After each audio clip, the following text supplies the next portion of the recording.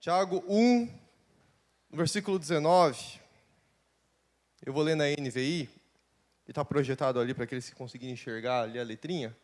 Meus amados irmãos, tenham isto em mente. Sejam todos prontos para ouvir, tardios para falar e tardios para se irar, pois a ira do homem não produz a justiça de Deus. Portanto, livrem-se de toda impureza moral e da maldade que prevalece e aceitem humildemente a palavra implantada em vocês, a qual é poderosa para salvá-los. Sejam praticantes da palavra e não apenas ouvintes, enganando-se a si mesmos. Aquele que ouve a palavra, mas não a põe em prática, é semelhante a um homem que olha a sua face num espelho e depois de olhar para si mesmo, sai e logo esquece a sua aparência. Mas o homem que observa atentamente a lei perfeita que traz a liberdade, persevera na prática dessa lei, não esquecendo o que ouviu, mas praticando, será feliz naquilo que fizer. Se alguém se considera religioso, mas não refreia a sua língua, engana-se a si mesmo. Sua religião não tem valor algum. A religião que Deus, o nosso Pai, aceita como pura e imaculada é esta: cuidar dos órfãos e das viúvas em suas dificuldades e não se deixar corromper pelo mundo. Amém? Esse é um texto bem conhecido. Não tenho pretensão aqui de pregar nada novo, não tenho pretensão de trazer algo inovador. E acho que não é nossa função, nem sempre é a função do pregador trazer algo novo de um texto. Mas trazer aquilo que, em primeiro lugar, Deus coloca no nosso coração, nos provoca como algo que nos tira da zona de conforto, algo que nos deixa desconfortáveis. E transmite isso para a comunidade, transmite isso para a igreja. Então, não tenho pretensão de trazer nada novo para os irmãos, mas tenho a pretensão de renovar talvez aquilo que vocês já conheçam muito bem, aquilo que vocês já ouviram.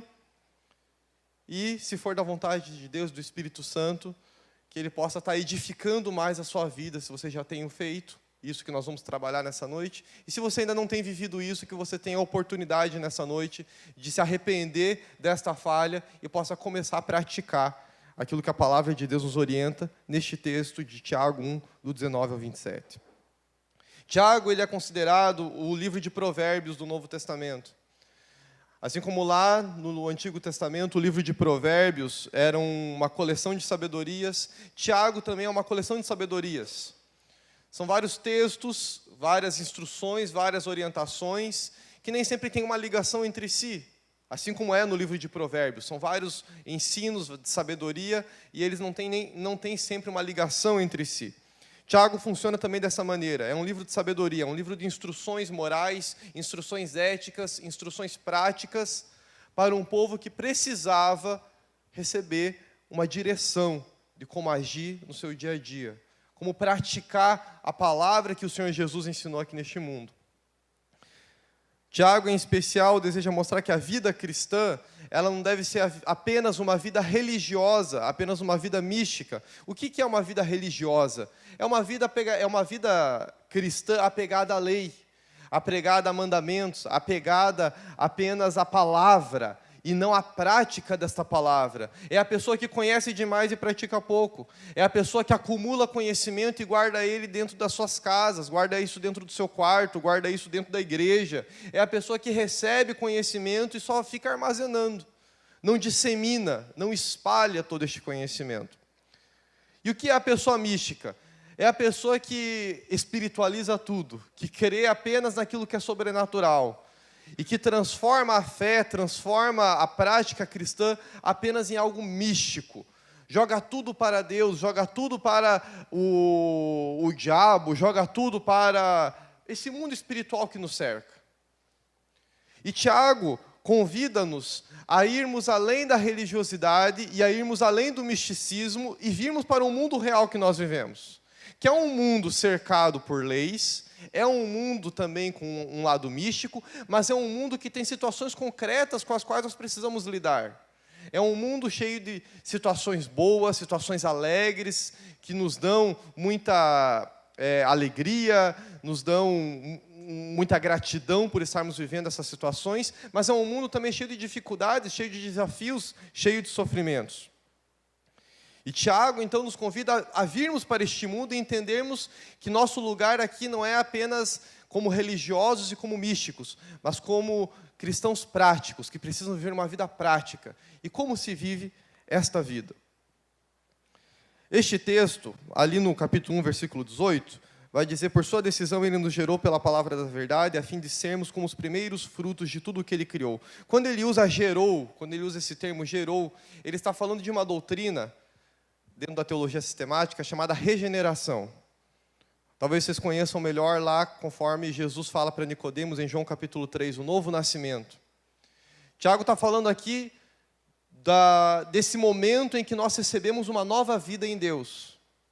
E Tiago fala o seguinte: a partir do momento que você tem uma nova vida, você precisa viver novas práticas. Você precisa começar a ter atitudes diferentes. Regeneração, Danilo, pode passar o próximo slide, por favor? Pode passar, essa é a capa. Isso. Regeneração é um ato secreto de Deus pelo qual Ele nos concede uma nova vida. Tradicionalmente, nós podemos chamar isso de novo nascimento. E essa nova vida, essa regeneração, essa vida espiritual que o Senhor Deus nos dá, exige algumas mudanças de atitude, exige algumas mudanças práticas. Pode passar, Danilo, por favor? E a intenção de Tiago neste texto é demonstrar que a vida cristã, quando nós somos regenerados, exige algumas mudanças.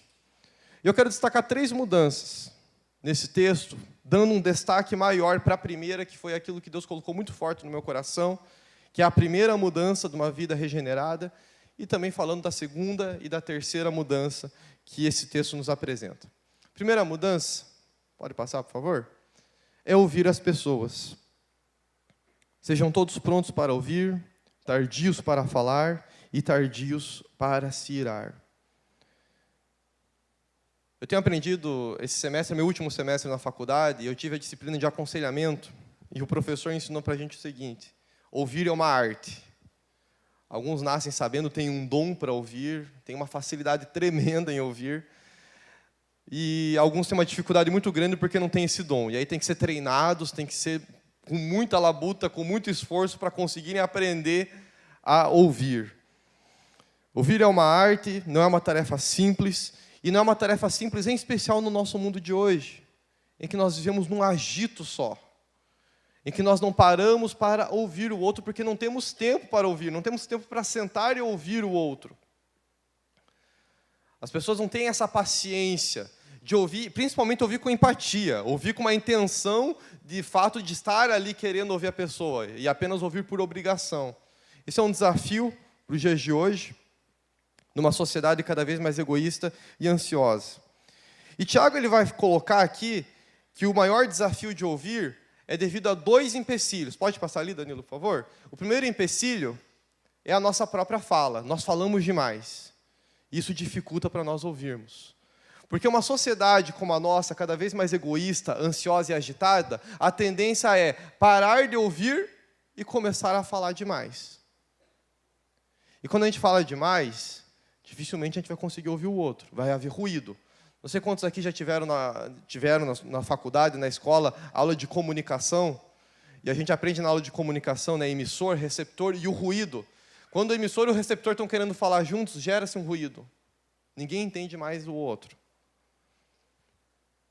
Então, um dos empecilhos, o primeiro empecilho que Tiago coloca aqui é a nossa própria fala. E há alguns textos, eu gostaria de compartilhar com os irmãos alguns textos, lá dos Provérbios do Velho Testamento. O primeiro está em Provérbios 10, 19.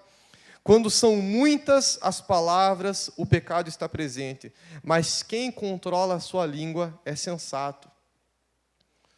Lá no livro de Provérbios falando, fale pouco, fale menos. Provérbios 15, 1, pode passar, Danilo. A resposta calma desvia a fúria, mas a palavra ríspida desperta a ira. Falas precipitadas, falas sem pensar, sem refletir. Mais um, Danilo, por favor. Quem tem conhecimento é comedido no falar, e quem tem entendimento é de espírito sereno. Até o insensato passará por sábio, se ficar quieto e se contiver a língua, parecerá que tem discernimento. Aqui o autor de Provérbios é muito duro, é muito severo na sua colocação. Até mesmo o ignorante, a pessoa tola, quando ela se cala, fala menos, ela consegue se parecer de sábia, mesmo não sendo. Então, que pelo menos ela tente parecer sábia, mesmo ela não sendo. E contém a sua língua. O livro de Efésios, capítulo 4, versículo 29. Nenhuma palavra torpe saia da boca de vocês, mas apenas a que for útil para edificar os outros, conforme a necessidade, para que conceda graça aos que a ouvem. Meus queridos, em nenhum momento nesses textos aqui está falando que é errado falar. Mas é errado falar de uma maneira irrefletida. É errado falar sem você pensar naquilo que você vai falar. É errado falar conforme Paulo está falando ali em Efésios, quando a tua palavra não vai gerar edificação na vida do outro, e principalmente se você não vai dedicar um tempo para ouvir a necessidade e as questões do outro. Tiago está falando de pessoas regeneradas que têm que praticar um evangelho no mundo. E como que a gente pratica o evangelho quando a gente não ouve esse mundo chorar, esse mundo clamar, esse mundo colocar diante de nós as necessidades dele? Porque nós estamos falando demais. E falamos demais, às vezes até evangelizando, a gente fala muito de Jesus, e a gente não para ouvir as pessoas falarem, cara, eu não estou entendendo nada que você está falando desse Jesus. Falamos demais e não dedicamos um tempo para ouvirmos as pessoas, nos darem um feedback, nos darem um retorno, as pessoas relatarem um pouco das suas dores, relatarem um pouco dos seus problemas, dos seus sofrimentos. Outro problema, pode passar, Danilo, por favor? Outro empecilho que Tiago coloca e destaca ali é a ira. Coloquei... O que foi isso? Tá. Coloquei ali algumas... O Champlin, ele vai colocar que tem algumas variedades de ira. Existem algumas diferenças de ira.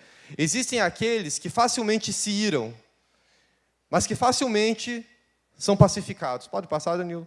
Existem aqueles que não se iram facilmente, mas quando eles se iram, dificilmente são pacificados. Pode passar? Existem aqueles que dificilmente se iram, mas quando isso ocorre, eles acalmam-se facilmente. E o último, existem aqueles que se iram facilmente e dificilmente se acalmam. Quem coloca isso é Norman Champlin, um teólogo, no comentário dele a respeito de Tiago, e ele diz o seguinte, que o primeiro e o segundo casos são os casos mais comuns. Não, pode manter ali. O primeiro e o segundo casos são os casos mais comuns. É o caso de pessoas que facilmente se iram, mas facilmente são pacificadas, ou pessoas que não se iram facilmente, mas dificilmente são pacificadas. São os casos mais comuns. São pessoas que ainda não estão maduras espiritualmente, ainda precisam trabalhar melhor a sua regeneração. O ideal é o 3, pessoas que dificilmente se iram. Não está dizendo aqui que nunca se iram. Não está dizendo isso. Dificilmente se iram. E quando isso vem a ocorrer, elas conseguem se acalmar de uma maneira mais tranquila. Mas o problema maior está no quarto caso. São pessoas que se irritam muito facilmente e têm uma dificuldade tremenda também de se acalmar. E no nosso mundo egoísta e ansioso, isso aqui acontece rapidinho conosco. E quando a gente está nesse nível, gente, dificilmente nós vamos conseguir ouvir o outro. Dificilmente a gente vai estar atento à necessidade do outro. Dificilmente vamos estar atentos ao sofrimento que o outro apresenta para a nossa vida. Mas, Lucas, eu estou com um problema, eu vou anular o meu problema para dar atenção para o problema do outro. A gente já vai chegar nesse caso. É o terceiro ponto que eu quero trabalhar com os irmãos essa noite. Mas já dando uma adiantada, a gente não pode esquecer que o Evangelho do Senhor Jesus é um evangelho altruísta, é um evangelho não centrado na gente, mas centrado no outro. Então, sim, a gente vai ter que repensar um pouco as nossas dores, os nossos sofrimentos, no sentido de entender que quando a gente confia em Deus e a gente entrega a nossa vida a Deus, é nossa missão ajudar o outro que ainda não consegue confiar nele. É nossa função como regenerados. E quando a gente se ira, fala demais, não dá atenção para ouvir as pessoas, a gente tem que ver que a gente está falhando um pouco na nossa vida como regenerados. E precisamos crescer um pouco na nossa vida espiritual. Porque tem um mundo lá fora que não conhece o Deus que nós conhecemos. E precisa da gente estar ouvindo eles. Precisa da gente estar dando uma palavra de consolo, uma palavra de esperança, mesmo quando nós não estamos numa situação fácil, mesmo quando nós estamos passando por problemas e tribulações. Mas apesar de estarmos passando por isso, nós confiamos em Deus e conseguimos exercer a nossa missão, aconselhando e ouvindo pessoas, porque confiamos no Deus que nós servimos e cremos que Ele está cuidando da nossa vida. Pode passar, Danilo? Alguns textos bíblicos que vão falar a respeito da ira. Provérbios 16:32. Melhor é o homem paciente do que o guerreiro.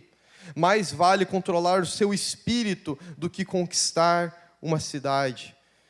E mais um ali a respeito de... Esse é Jesus falando. Mas eu digo a vocês que qualquer que se irar contra seu irmão estará sujeito a julgamento. Também qualquer que disser a seu irmão, racá quer dizer tolo, será levado ao tribunal. E qualquer que disser louco, corre o risco de ir para o fogo do inferno. E o último de Efésios. Quando vocês ficarem irados, não pequem. Apaziguem a sua ira antes que o sol se ponha. Um texto bem conhecido, né? Não deixe o sol se pôr sobre a vossa ira. Reparem bem, meus queridos, que assim como o autor e a Bíblia não fala em nenhum momento que é errado falar, mas é errado você falar de maneira irrefletida, sem pensar naquilo que você está falando, da mesma forma, Tiago e os textos bíblicos, como Efésios fala ali, estão dizendo que não é de todo errado se irar. Não que é certo também se irar. Mas acontece, porque nós somos seres humanos. Mas quando nós nos iramos, a gente não pode deixar que essa ira se torne uma raiz de amargura e vá perdurando por um longo tempo, a ponto da gente dormir irado e aquela amargura vai virando aquela sementinha, vai crescendo e vai criando raízes e vai se desenvolvendo, porque é isso que a ira causa, até virar uma amargura tremenda, e aí depois para cortar essa árvore que está se formando é extremamente difícil. Então em nenhum momento os autores bíblicos estão dizendo é impossível você se irar, não faça isso de jeito nenhum, porque os autores bíblicos sabem das nossas limitações, e sabem que haverá momentos em que nós iremos nos irar. Mas o texto bíblico nos convida a, nesses momentos de ira, refletirmos um pouco. Após esse momento de ira, após esse momento explosivo, treinarmos o nosso domínio próprio, respirarmos e voltarmos à nossa realidade, avaliarmos a situação, avaliarmos o problema. Jesus se irou. Vocês devem lembrar desse texto bíblico. Jesus se irou quando ele viu a casa do Senhor sendo usada como um ambiente de comércio. Mas não foi uma ira irrefletida. Foi uma ira de estar inconformado com a situação em que estava o mundo espiritual que o cerca. Essa foi uma ira justa. E nós podemos nos irar com o mal, com a iniquidade, com a corrupção, com o pecado. Mas a gente não pode se irar com aquela pessoa que discorda da gente. A gente não pode discordar do amigo, do cônjuge, do familiar, do parente, que discorda da gente, que tem uma opinião divergente da nossa. Não podemos criar uma amargura com aquela pessoa. Nós podemos nos inconformar, conforme Jesus se inconformou e se irou, com situações em que Deus e a sua palavra estão sendo deturpados, estão sendo destruídos, estão sendo corrompidos. Mas nunca podemos fazer isso com aquelas pessoas que nos cercam, com as quais nós nos relacionamos, criando amargura, criando ressentimento. É isso que Tiago está falando. Se irem, mas pensem antes de se irar. E se vierem a se irar, não deixem o sol se pôr antes de resolver essa ira, de resolver esse problema. Não alimentem o rancor, não alimentem o ressentimento. Para resolver essas questões, Tiago, no próprio texto bíblico que nós lemos, vai apresentar uma instrução. O que a gente faz então? Lucas, eu tenho dificuldade de ouvir, eu tenho dificuldade de conter a minha língua, eu tenho dificuldade de não mirar. O que Tiago fala? Qual que é a instrução que esse texto bíblico nos dá para lidarmos com isso, para resolvermos esse primeiro ponto? Livrem-se de toda impureza moral e da maldade que prevalece e aceitem humildemente a palavra implantada em vocês, a qual é poderosa para salvá-los. Eu achei... Não tem sequência ali não, Danilo. Pode ficar lá no outro slide. Isso, obrigado. A palavra implantada em vós, eu achei... Isso me incomodou durante a semana e eu fui atrás pesquisar, que eu queria entender o que queria dizer esse negócio de palavra implantada. E o texto original, a ideia é que quando a gente tem um novo nascimento, é como se... Lembra das leis de Moisés, que Deus registrou em pedra? Diz o texto bíblico que Deus registrou em pedra. E aquilo era a lei do povo. Quando a palavra de Deus é implantada em nós, há essa regeneração, esse novo nascimento, é como se Deus pegasse, igual Ele fez com aquela pedra, e estivesse escrevendo a lei dele no nosso coração. E sabe por que Ele faz isso? É porque para a gente nunca ter a desculpa de dizer, eu não sabia. Eu esqueci da lei do Senhor. Não, ela está registrada no seu coração. E você tem o Espírito Santo, que Ele vem... E isso já deve ter acontecido com você. Comigo acontece muito. Naquele momento que o pecado bate a porta, vem o Espírito Santo com a palavra de Deus. Olha, filho, você está errando.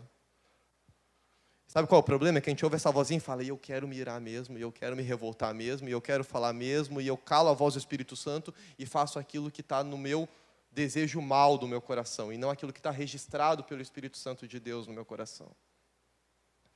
Então, quando ele fala a palavra implantada, e essa é a solução que Tiago dá, você quer aprender a conter mais a sua língua, a conter a sua ira e a ouvir mais? Resgate a palavra de Deus que está no teu coração. Ouça a voz do Espírito Santo de Deus. Quando Ele fala, segure a sua língua, segure a sua raiva, dê ouvido à voz do Senhor. Não queira fazer justiça com as suas próprias mãos.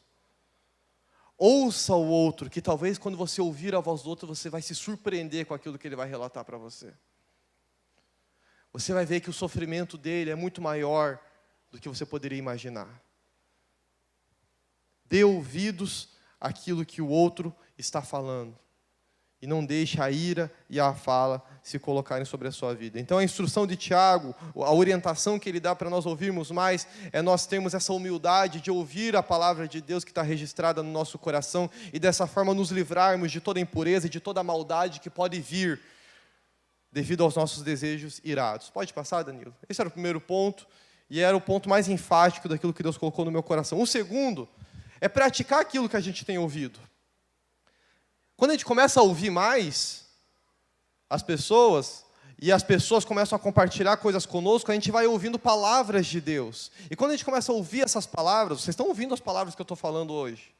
Vocês estão ouvindo essas palavras? A intenção é que ao ouvir essas palavras, vocês pratiquem-nas durante a sua semana.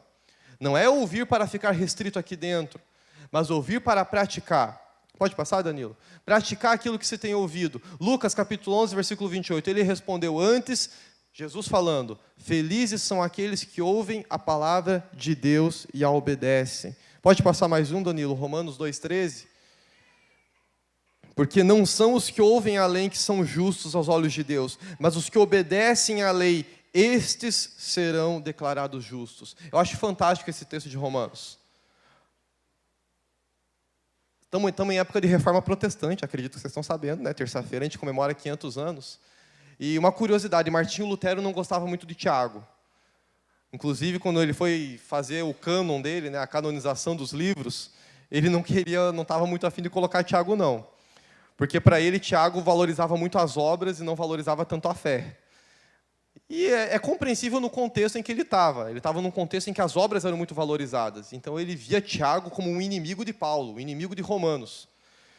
Mas aí nós, agora, no nosso tempo, 500 anos depois, olhamos para Romanos 2,13, que é esse texto aí, e vemos Paulo dizer o seguinte, não basta só ouvir a lei para ser justo, mas obedecer ela, praticar ela. Você é justificado pela graça, pela fé, a fé te salvou, a fé te regenerou, amém.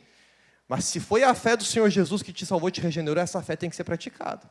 Senão, não foi a fé do Senhor Jesus. Foi alguma outra fé, não sei que fé é essa. Mas a fé do Senhor que nos salvou, ela exige que nós pratiquemos boas obras neste mundo. Ela exige um retorno para este mundo de sofrimento.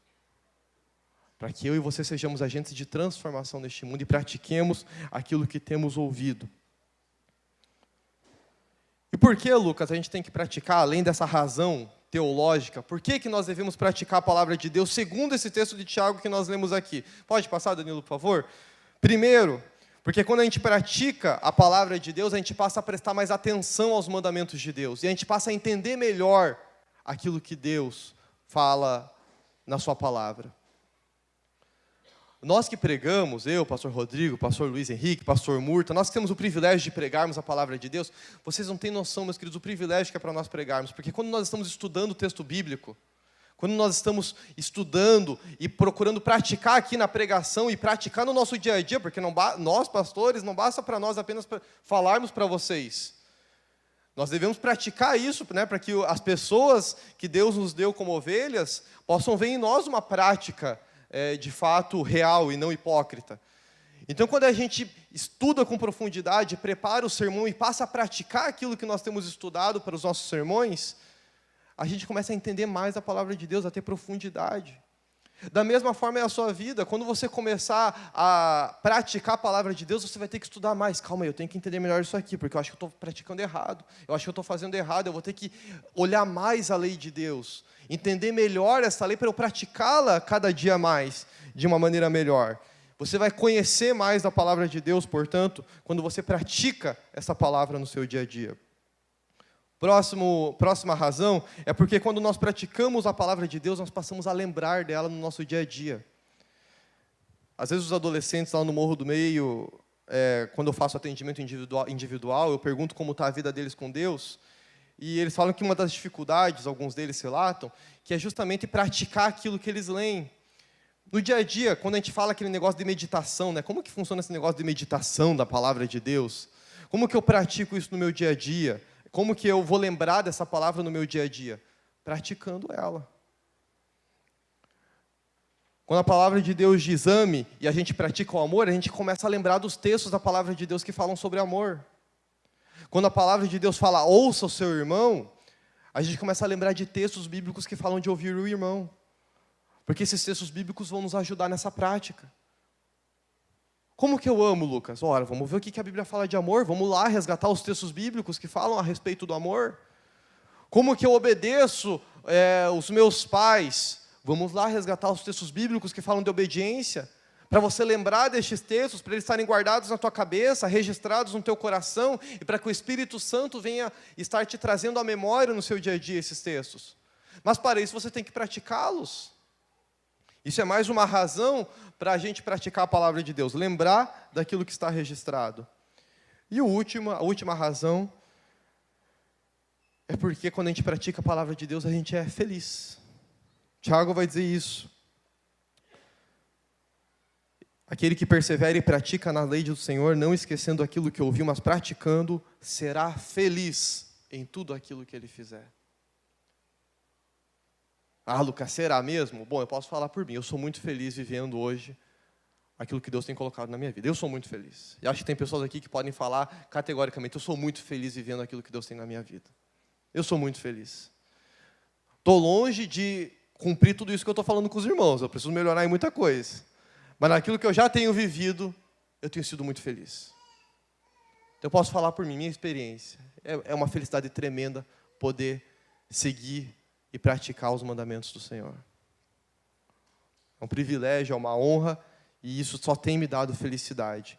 Então dê um voto de confiança. Procure praticar a palavra de Deus, porque ela vai trazer a felicidade. Se você não se acha uma pessoa feliz, procure ver se você tem praticado a palavra de Deus. Talvez quando você começar a praticá-la, ela vai te trazer a felicidade. Não espere ser feliz para praticar a palavra, mas é a prática da palavra que vai nos tornar felizes. Inverta esse valor e você vai começar a ver algumas coisas de uma maneira diferente. E o terceiro e último aprendizado deste texto é isso, o altruísmo. Calma, Danilo. Isso, obrigado. É o altruísmo, viver uma vida em prol dos outros. Quando a gente ouve o mundo e passamos a praticar aquilo que nós temos ouvido neste mundo, a gente começa a ver algumas coisas de uma maneira diferente. A gente começa a ver que pessoas começam a ser mais importantes que coisas materiais. A gente começa a ver que pessoas são mais importantes que riquezas, que casas, carros, roupas. Quando a gente começa a ouvir o clamor deste mundo, o choro deste mundo, e passa a praticar neste mundo aquilo que nós temos ouvido da palavra de Deus, aquilo que Deus tem colocado no nosso coração, a gente começa a ter uma visão altruísta e paramos de olhar apenas para aquilo que está no nosso coração. Às vezes, meus queridos, eu estou extremamente cansado na minha semana, eu tenho uma semana muito agitada, às vezes eu estou muito cansado, cansado mesmo. Eu sei que se eu sentar eu vou capotar, mas eu fico pensando, calma aí, mas eu ainda acho que tem um gás para ajudar aquela pessoa, para ir lá estender a mão, para ir lá receber, ouvir, aconselhar alguém. Não estou dizendo que isso é certo, tá bom? Eu só estou mostrando que o altruísmo começa a se tornar uma prioridade na nossa vida. Olhar a carência e o sofrimento do outro começa a nos deixar desconfortáveis. Como que eu posso ficar confortável vendo o outro sofrer? Como que eu posso ficar confortável vendo o outro estar mal, estar abatido, estar precisando ouvir uma palavra de esperança, precisando receber uma palavra de ânimo? Como que eu posso ficar confortável? Quando isso acontece, meus queridos, quando isso acontece no nosso dia a dia, nós estamos começando a nos tornarmos maduros e a fazer um pouco do que Jesus fazia. Você deve lembrar daquele texto que quando Jesus olha a multidão e vê aquela multidão faminta, o texto diz o seguinte: Jesus teve extrema compaixão. Ele estava cansado. Ele havia pregado um período inteiro para aquelas pessoas. E não era pouca gente, não. Eram milhares de pessoas. E não tinha microfone, não tinha caixa de som. Era o gogó. Ele falando para aquela multidão. Ele estava cansado. E o povo não sabia só ouvir. O povo queria ser curado, o povo queria ser abraçado, e o povo queria chegar pertinho de Jesus. Jesus estava cansado, mas quando ele vê aquele povo com a barriga roncando, abatido, caindo aos pedaços lá devido à noite cheia, ele não consegue ficar confortável. Eu vou para casa dormir agora. Não. Vamos juntar a galera aí, pode pegar pão, pode pegar peixe, traz aí para mim que nós vamos orar, abençoar esses pães e peixes, vamos multiplicar esses pães e peixes, vai dar comida para todo esse povo, e depois, se todo mundo estiver bem e quiser ir para casa, a gente vai dormir. Pessoas se tornaram prioridade na vida de Jesus. E é isso que Tiago fala aqui. Se alguém se considera religioso, mas não refreia a sua língua, engana-se a si mesmo, sua religião não tem valor algum, porque a religião que Deus, o nosso Pai, aceita, que é pura e imaculada, é cuidar dos órfãos e das viúvas em suas dificuldades e não se deixar corromper pelo mundo. Pode passar, Danilo? Então, primeira questão que ele está resgatando aqui é que nós devemos atentar para aqueles que estão sofrendo. Ele resgata aqui duas figuras, a figura do órfão e a figura da viúva. Hoje, talvez para nós seja um pouco distante, mas no contexto que Tiago está inserido, que ele está escrevendo para judeus, o órfão e a viúva eram pessoas, classes sociais, que estavam numa situação complicada. A viúva vivia numa sociedade machista, e na ausência do seu marido, ela estava abandonada.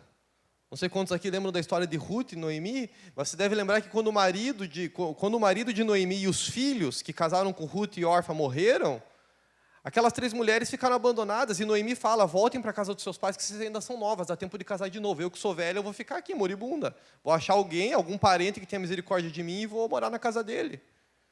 Porque era essa a situação da viúva. Mas ela não tinha a casa que era do marido? Não era mais dela, não. A casa que era do marido vai passar para o parente, homem mais próximo. E se ele tiver misericórdia da viúva, ele vai receber ela. Se ele não tiver misericórdia, ele não tem obrigação. Os órfãos, sem a ausência da representação dos pais. Hoje nós vivemos ainda uma realidade, né? Tantas pessoas, tantos jovens, crianças entregues, abandonadas e entregues ao Estado para serem cuidadas. Contudo, Tiago não está falando o seguinte: cuide só dos órfãos e das viúvas. Ele pega 2 exemplos de pessoas que sofrem na nossa sociedade. Ele está dizendo o seguinte: olhem para aquele que está sofrendo. Não se acomodem. Se sintam incomodados. Não se conformem com a situação desse mundo, sejam inconformados. Nós, como igreja, meus queridos, não podemos nos calar diante do sofrimento deste mundo. E pegando essa onda de reforma, acho que uma das coisas mais fantásticas que a gente pode resgatar para os dias de hoje, a respeito de Lutero, é justamente essa questão de não nos conformarmos com a situação em que se encontra a nossa sociedade, a nossa igreja, o nosso contexto religioso. Lutero não se conformou com o ambiente em que ele estava inserido. Ele não se conformou com uma igreja que pregava um ensino bíblico equivocado, com uma igreja que não pregava o evangelho verdadeiro. E ele não ficou calado, não. Ele não ia conseguir deitar na sua cama. Não, tudo bem, beleza, vou continuar seguindo a minha vida. Ele não se conformou e ele foi atrás para resolver esse problema. Nós também não podemos nos conformar, meus queridos. Se nós estamos olhando o sofrimento, o mal neste mundo, alguma situação que nos deixa desconfortáveis, então saia da zona de conforto e vá resolver essa situação. Procure estratégias, mecanismos para ir resolver este problema. Não vire para o lado e continue seguindo a sua vida. Olhe para o sofrimento, dê atenção para ele, procure ajudar a resolver esse problema. Seja um agente de transformação. Seja um Cristo na vida das pessoas. Tem muitas pessoas precisando de Jesus Cristo. Não o Jesus Cristo que nós não vemos, que é invisível e que nós cremos. O Jesus Cristo está dentro de você, quer usar suas mãos, sua boca, seu abraço, quer usar aquilo que Ele tem entregue na sua mão como bens materiais para abençoar a vida dele. Seja o Cristo que este mundo precisa, um Cristo que teve compaixão das pessoas. E o segundo, Danilo, pode passar? É não se deixar corromper pelo mundo. Isso não é algo apenas do cristianismo. Quando a gente olha as religiões de uma forma geral, todas elas falam que quando a gente dá atenção para as pessoas, a gente para de ser corrompidos pelo mundo. Porque os nossos olhos não estão mais focados para o egoísmo, para a ansiedade, para as coisas que vão agradar o nosso ego, vão amaciar a nossa vaidade e vão amaciar os nossos desejos, os nossos prazeres. Quando a gente passa a olhar para as pessoas que estão sofrendo, o mundo deixa de nos corromper. E a nossa espiritualidade passa a fazer sentido. a gente deixa de viver uma espiritualidade vazia e passamos a viver uma vida regenerada. De fato, um novo nascimento passa a acontecer na nossa vida. De fato, nos tornamos novas pessoas e passamos a praticar isso no nosso dia a dia. Somos uma igreja de relacionamentos. Eu acho fantástica essa visão, porque essa é a visão bíblica. Eu tenho convicção disso. Não é porque é a visão da nossa convenção, não. Eu tenho convicção que o Evangelho do Senhor Jesus e a nossa Escritura Sagrada mostra que relacionamentos é a base de uma espiritualidade saudável. E por isso ouvir, praticar aquilo que nós temos ouvido e viver uma vida altruísta é base para vivermos relacionamentos saudáveis. Então, meu apelo nessa noite para nós que estamos aqui é que nós olhemos para a nossa própria vida e façamos a nossa reflexão pessoal. Não, eu estou bem, eu estou praticando tudo isso. Amém. Deus abençoe a sua vida, que você possa dar sequência. Mas se você, olhando para isso tudo, olhando para a nossa igreja que vive uma realidade de relacionamentos, olhando para a sua vida e para a nossa igreja e tudo isso que nós falamos, você acha que está bem, que está praticando tudo isso, que você está bem naquilo que você já tem vivido? Queria convidar você a fechar os seus olhos, a pensar sobre isso, refletir um pouco sobre essa verdade que o nosso irmão Tiago, inspirado pelo Espírito Santo de Deus, nos incomoda nessa noite. Eu, meditando essa semana, me senti muito incomodado mesmo, ao olhar esse texto bíblico, ao olhar essa palavra do Senhor. Até compartilhei com a Laís, essa semana, uma das nossas ligações, o quanto esse texto estava me deixando incomodado. Porque eu sei que eu posso fazer mais daquilo que eu tenho feito. Eu sei que eu posso viver mais disso aqui, em especial ouvir mais, sem que a ira e a fala venham tomar a frente. E se você precisa ouvir mais os outros, se você acha que,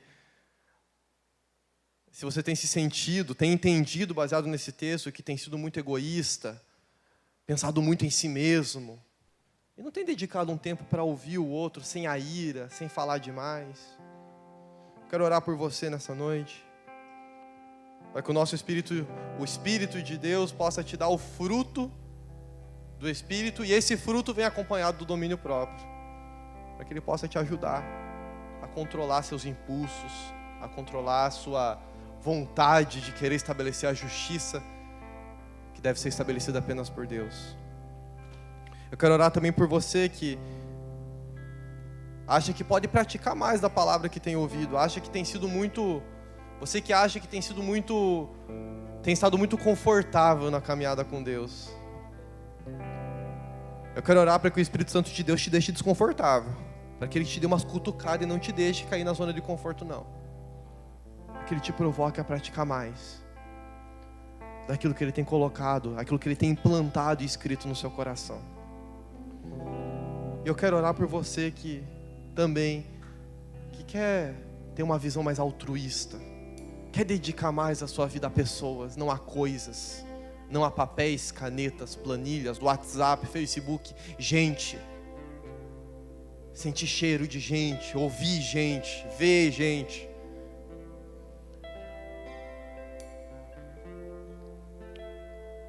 Se você quer participar dessa oração e entende que a palavra do Senhor foi para você nessa noite, eu quero que você coloque a mão no seu coração, eu quero orar pela sua vida.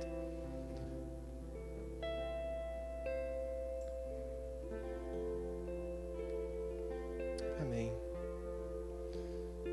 Querido Deus, eu quero te agradecer por essa palavra, Pai, que tanto falou ao meu coração nessa semana, Deus. O Senhor sabe o quanto eu me senti incomodado, o quanto eu me senti desconfortável com tudo isso que eu li, que eu estudei, que eu fui atrás, Deus. E o quanto o Teu Espírito Santo martelou de uma maneira tão grande e forte no meu coração. Eu quero te agradecer, Pai, porque a Tua palavra veio de encontro. E rogo que o Senhor me ajude nas minhas limitações, Pai. Eu quero orar por esses irmãos e irmãs que também reconhecem as suas falhas, reconhecem as suas dificuldades, reconhecem o quão difícil é tantas vezes nós lidarmos com os nossos impulsos, medos, ansiedades, inseguranças. O quão difícil é nós lidarmos com tantas situações que nos cercam e que nos deixam desesperados. E diante desse desespero, nos impedem de ouvir, de dar atenção, de focar no sofrimento do outro e ajudar a resolver esse sofrimento. Pai, tenha misericórdia da gente, Senhor, e perdoa os nossos pecados. Perdoa essas falhas que temos cometido contra o Senhor, Deus.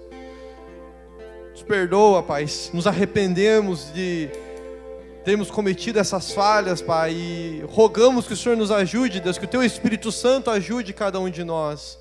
Olha o nosso coração, Deus, olha a nossa mente, veja o quão pequeno nós somos, Deus, e que o Teu Espírito Santo, que é infinitamente maior do que nós podemos imaginar, é infinitamente maior do que cada um de nós, que o Teu Espírito Santo nos invada e faça a obra que só Ele é capaz de realizar.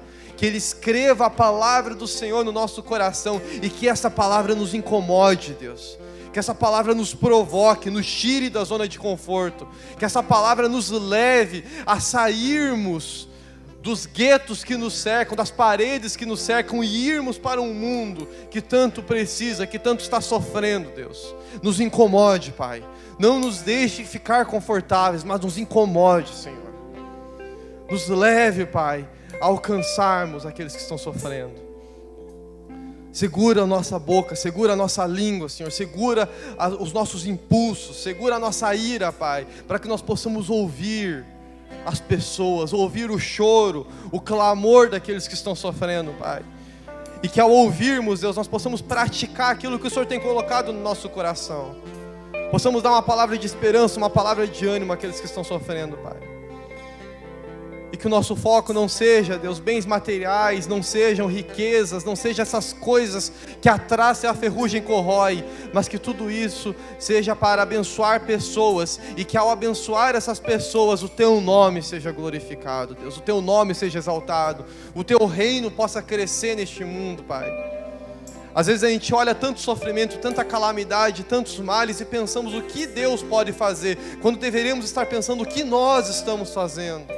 Que tipo de agentes do Senhor nós estamos sendo neste mundo que tanto sofre, Pai. Queremos ser agentes de transformação. Queremos mudar a realidade aqui de Joinville, Deus. Queremos mudar a realidade dos pequenos grupos em que nós estamos inseridos. Queremos mudar a realidade dos grupos de relacionamento em que o Senhor tem nos colocado. Para que o Teu reino venha, Pai, e o Senhor seja glorificado através das nossas vidas, Pai. Ajuda-nos, Deus, nas nossas limitações. E cuida de cada um de nós, Pai. Somos Teus filhos, Deus, e dependentes somos do Senhor. Ajuda-nos, Pai. Para a glória, honra e louvor do Seu nome. Amém, Senhor. Amém. Que você se sinta incomodado a fazer mais daquilo que Deus tem colocado no seu coração. Deus abençoe vocês.